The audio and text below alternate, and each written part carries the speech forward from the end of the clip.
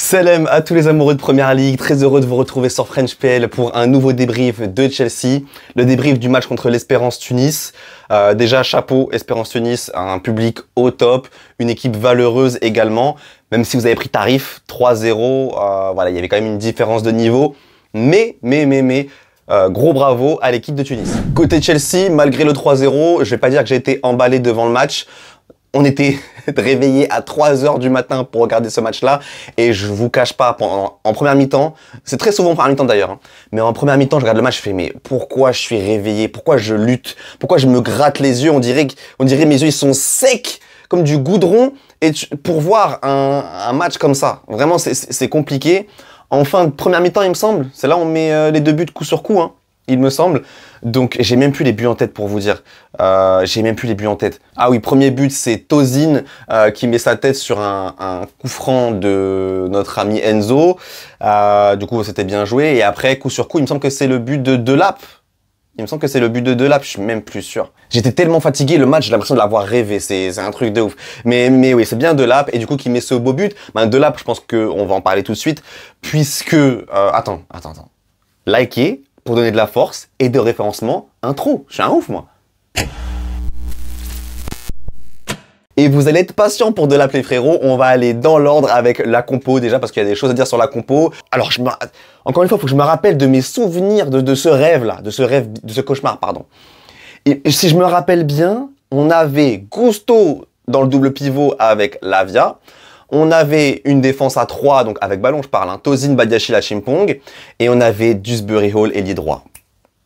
Ça y est, je m'en rappelle. C'était pas un rêve, ça. J'ai bien vu KDH, ailier droit. Hein. Et je crois que c'est pas la première fois qu'il fait ça, ce fou. Hein. C'est pour ça que je vous dis, ne me demandez pas de faire confiance à Maresca. Ne me demandez pas. Parce qu'en fait, t'as un gars qui dit, en plus, il me semble que c'est avant le match ou après le match, il déclare quoi? Il dit que, en gros, il a fait les deux. Il a fait avant le match et après le match. Il a dit que André Santos n'est pas prêt pour évoluer dans le système de Maresca. Il n'est pas prêt. Le meilleur milieu de terrain, l'un des meilleurs milieux de terrain de Ligue 1, n'est pas prêt à évoluer dans ton système. Mais par contre, Malo Gusto, lui, il est prêt. Malo Gusto dans le double pivot, ça pose aucun problème. Gusto, dans le double pivot, let's go. Par contre, Santos, meilleur milieu de Ligue 1, ah non. Maintenant, les gars, c'est pas possible, en fait, il est pas prêt. J'en ai marre de ce gars, Je vous jure, j'en ai trop marre. Tu mets Gusto au milieu, en fait, on se limite nous-mêmes. Gusto, c'est un top joueur à la base, c'est un top latéral droit. Mais il joue mieux de terrain, qu'est-ce que tu veux faire? KDH, c'est pas un mauvais joueur, mais là, il est ailier droit. KDH, dans le match, c'est simple, il n'a pas fait un seul 1 contre 1. Pourtant, il le met là pour ça, hein. Pas une fois. Il reçoit le ballon, je le remets derrière. Tout le temps, pendant tout le match. Parce que c'est pas un ailier, en fait. Il n'est pas habitué à recevoir le ballon, à se tourner vers le mec. Pas feinte, il a même pas l'explosivité pour. Enfin, ça sert à rien, en fait. Il met vraiment les joueurs au hasard. Et ensuite, dans le 11, Enzo, Madueke, Nkunku, Delap. Nkunku, alors, calmons-nous, hein, parce que c'était le premier match pas honteux de Nkunku depuis des mois. Donc, t'as l'impression, visuellement, c'était... Oh, tu vois ce que je veux dire? Mais c'était juste correct, quoi. C'était juste correct parce que il s'est juste pas foutu de nous, pour une fois, quoi. Mais, et encore une fois, et dans ce rôle-là, c'est là où tu vois qu'Nkunku, il est là, il est derrière l'attaquant, il décroche, quand il se retourne, il peut aller dans les zones dangereuses, combiner avec le 9, etc. C'est là qu'il est fort, Nkunku, et on l'a quasiment pas vu dans ce rôle à Chelsea. On l'a quasiment pas vu dans ce rôle. C'est une dinguerie, en fait. Maresca, vraiment. Bref, voilà, ça c'est pour le 11. Au niveau des stats, rapidos, 74% de possession pour nous, 16 frappes seulement, j'ai envie de dire. Au niveau des joueurs qui ont fait progresser le ballon par la passe et la conduite de balle, on voit que Adama Rabiot, il a fait quand même un top match. Hein. Il a été d'ailleurs homme du match, et c'est pas pour rien, franchement, il a marqué, et ouais, il a vraiment fait des passes, des conduites de balle, il était hyper intéressant en fait dans le jeu, et même défensivement, il était plutôt sérieux, donc ouais, non, franchement, c'était un sacré match d'Adama Rabiot. Et écoutez, on va passer aux notes directes, parce que j'ai même pas dit, je suis zinzin, moi. Je vous ai même pas dit que, là, il y a le débrief d'Espérance Tunis, et après, on enchaîne directement sur l'avant-match contre Benfica. Donc, c'est pour ça que je vais plus ou moins vite. Donc, titulaire. Les notes, Jorgensen 6,5, Tosin donc 7, qui aurait pu être homme du match, mais j'ai préféré Enzo, que j'ai mis une meilleure note. Badiachil 6, qui fait pas un mauvais match. Clairement, j'ai rien à reprocher à Badiachil sur ce match, il me semble. Gusto, le bon, le moins bon. Il a fait de très bonnes interventions défensives. Des fois, avec le ballon, il s'est un peu embourbé, etc. Mais bon, globalement, il fait un bon match. Josh aussi, au niveau de la défense, qui a été bonne, avec des très bonnes portées de balles et tout. Donc, hyper intéressant. J'ai mis 6,5. Lavia, qui a un peu du mal, à part 2-3 bonnes passes, et bon, il s'est un peu battu dans l'entrejeu, mais il a perdu des ballons bêtes aussi et tout. Je ne l'ai pas trouvé rayonnant. Enzo, par contre, Enzo, vraiment, il fait une saison, mine de rien. C'est trop bizarre la saison d'Enzo, parce que il fait une top saison, Enzo, en fait. Et en 2025, donc sur l'année civile 2025, c'est le meilleur contributeur de but à Chelsea. C'est le meilleur contributeur de but à Chelsea. Goal et assist. C'est le meilleur. Et d'ailleurs, il me semble que toute compétition confondue, dans le classement goal et assist en 2025, Tyreek George est passé devant Cole Palmer. Oui. Oui, en 2025, Cole Palmer a contribué à moins de buts, ou alors autant de buts, que Tyreek George. Alors qu'il a dû jouer peut-être 2 fois ou 3 fois moins. 3 fois moins, je pense. Cole Palmer, en fait, lui, autant je pense que c'est un peu... La saison de Enzo, elle est très bonne, elle passe un peu sous les radars, mais la saison de Palmer, elle est un tantinet scandaleuse et ça passe quand même sous les radars. Dites-moi ce que vous en pensez en commentaire. KDH 5,5, mais c'est pas sa faute. Madueke 6, il a créé de bonnes situations de temps en temps, etc., mais pas payé malheureusement parce que ça n'a pas fini les actions derrière, mais il était assez intéressant. Nkunku, finalement que 5,5, vous voyez, comme je vous dis, faut se calmer, il a pas fait un match de ouf, il a fait un match qui était correct, mais voilà, c'est tout. Il a pas, pour moi, c'était pas dingue. C'est juste qu'il s'est pas foutu de nous pour une fois, il a un peu couru et tout, donc ça paraissait incroyable. Delap, parlons de Delap. Parlons de son but. Parce que je sais que là, la fanbase commence à vraiment avoir Delap dans le cœur, et moi aussi. C'est-à-dire que Delap, j'ai rien contre lui à la base, c'est juste que, en fait, j'ai jamais dit que Delap était un mauvais joueur, j'ai dit que je voulais mieux que Delap. Moi, de base, je voulais un top attaquant, un mec référencé, etc. Donc on est parti sur Delap, bref, etc. J'ai fait une vidéo sur lui, vous l'avez sûrement vu. Delap, il montre de la qualité, il montre de l'envie, il montre des bons déplacements, et là, il a montré un enchaînement dans la surface qui était hyper intéressant. Cela dit, bon, ça nécessite encore du travail, parce que moi, je pars du principe que en première ligue, il n'y a jamais but. Parce que là, le gardien, il a montré une qualité vraiment très très faible. Il est proche de son poteau droit, on le voit sur certains angles, il est proche de son poteau droit, donc potentiellement, il est censé savoir comment est le but derrière lui, savoir s'il est plus proche du poteau droit ou gauche, etc. Donc il est censé le savoir, ça. Et donc s'il est plus proche du droit, il doit savoir que son côté gauche est plus ouvert et que potentiellement, un défenseur qui arrive sur son pied droit, il va simplement ouvrir son pied et le mettre. Normalement, un bon gardien sait où Delap va tirer. Et en plus, Delap tire pas fort. Et c'est une erreur de ouf parce que, comme je dis, un bon gardien, donc un gardien de PL, il sait où il est sur le but, il sait que s'il est plus proche du poteau droit, l'attaquant va tirer plus proche du poteau gauche. Donc il n'a pas cette hésitation au moment du tir où il va encore aller sur son poteau droit et après finalement, le temps que le ballon parte, et ben, il est déjà battu. Moi je vous le dis, en première ligue, ce but-là n'existe pas. Le gardien l'arrête tous les jours parce qu'il tire pas fort et normalement le gardien, on connaît les gardiens en première ligue, les gardiens de haut niveau en général, ils anticipent ce genre de frappe. Quand tu vois Yann Sommer, c'est un peu un crack à ce niveau-là, il anticipe beaucoup les frappes et les grands gardiens, les bons gardiens d'ordre général anticipent ce genre de frappe. Donc pour moi en première ligue, je suis sûr qu'il marque pas ce but. Mais malgré tout, l'enchaînement dans la surface, il est bon. Et globalement sur Delap, j'ai rien à dire de négatif. Il se déplace bien, comme je dis, il y a de l'envie. Là, il fait un bel enchaînement, etc. Mais pour moi en PL, ce but-là, il n'existe pas. Mais continue Delap. Jackson est encore suspendu, donc ce match-là et celui d'après contre Benfica. Et moi, clairement, je le dis, si Delap, avec le match là qu'il a fait contre Espérance Tunis, il fait aussi un bon match contre Benfica et on passe, il mérite d'être titulaire le match d'après. C'est logique. Donc on veut qu'il enchaîne et qu'il progresse dans cette compétition-là. J'ai pas tellement d'attentes pour la Coupe du Monde des clubs par rapport à Delap, hein, qu'il fasse au mieux. J'aurai des vraies attentes sur Delap quand on arrivera en première ligue. Donc là, qu'il fasse au mieux, il peut que me régaler. Il peut que me régaler. Je n'ai pas d'attente ou d'exigence particulière envers Delap. Et les amis, ça y est, on a longtemps attendu, mais on a eu droit à cette image. Santos, première minute avec Chelsea, dans une compétition, j'allais dire dans une compétition compétitive. Mais bref, t'as compris. C'est un soulagement. Vous connaissez ma théorie. Je pensais qu'il allait pas jouer de la compétition et qu'on allait le vendre direct. Je suis pas encore convaincu qu'on va pas le vendre. Mais il y a encore Essugo qui rentre avant Santos, donc là, évidemment, vous connaissez, hein, je suis là à 4 h du matin comme un fou sur mon canapé, je pète un câble. Mais ça va, Santos est rentré après. Franchement, ça fait du bien de ouf.